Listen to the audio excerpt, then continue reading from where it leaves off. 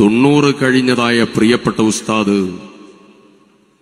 മനുഷ്യർക്കൊപ്പം എന്ന മാനവികതയുടെ ഏറ്റവും വലിയ പ്രമേയവുമായി ഈ യാത്രയ്ക്ക് നേതൃത്വം കൊടുത്ത് നമ്മെ അഭിസംബോധന ചെയ്യുന്നത്.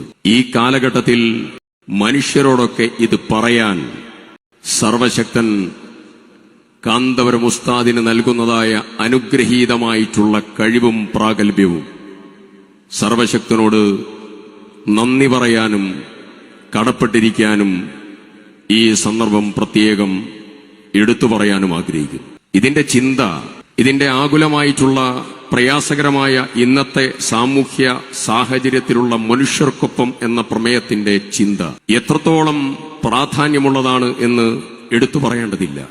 ഈ വലിയ ആൾക്കൂട്ടവും ജനസഞ്ചയവും കാസർഗോഡ് നിന്ന് ആരംഭിച്ച് വിവിധ ജില്ലകളിലൂടെ പ്രയാണം ചെയ്ത് വലിയ പ്രകൃതി ദുരന്തത്തിന് സാക്ഷ്യം വഹിച്ചതായ ഈ മണ്ണിൽ ഇവിടെ എത്തിച്ചേരുമ്പോൾ ഒരു കാര്യം പ്രത്യേകം എടുത്തു പറയുന്നു.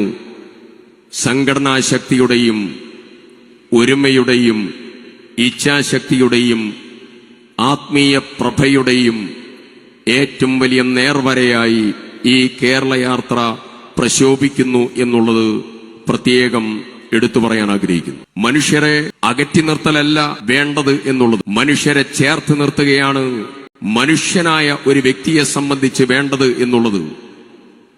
ഇന്ന് ഈ കാലഘട്ടത്തിൽ, വിഷലിപ്തമായ ഈ കാലഘട്ടത്തിൽ മനുഷ്യനെ ഓർമ്മപ്പെടുത്താനും മനുഷ്യനെ പഠിപ്പിക്കാനും ഒരുപാട് യാത്രകൾക്ക് വിധേയമായ ഈ മലയാള കൈരളിയിൽ മനുഷ്യർക്കൊപ്പം എന്ന പ്രമേയം ഉയർത്തിപ്പിടിച്ചുള്ള ആദ്യത്തെ യാത്രയാണ് മനുഷ്യർക്കൊപ്പം എന്നുള്ള ആ ഒറ്റ പ്രമേയത്തിന്റെ സകലമാന അർത്ഥങ്ങളും നാനാർത്ഥങ്ങളും ഉപരിയർത്ഥങ്ങളും ആന്തരാർത്ഥങ്ങളും ആ ഒരൊറ്റ പേരിൽ ചാർത്തപ്പെട്ടതായിരിക്കുന്ന ആദ്യത്തെ യാത്രയാണ് കേരള സമൂഹം മുഴുവൻ കാണുന്നത് കാന്തപുരം ഉസ്താദിന്റെ ഈ കേരള യാത്രയിലൂടെയാണ്.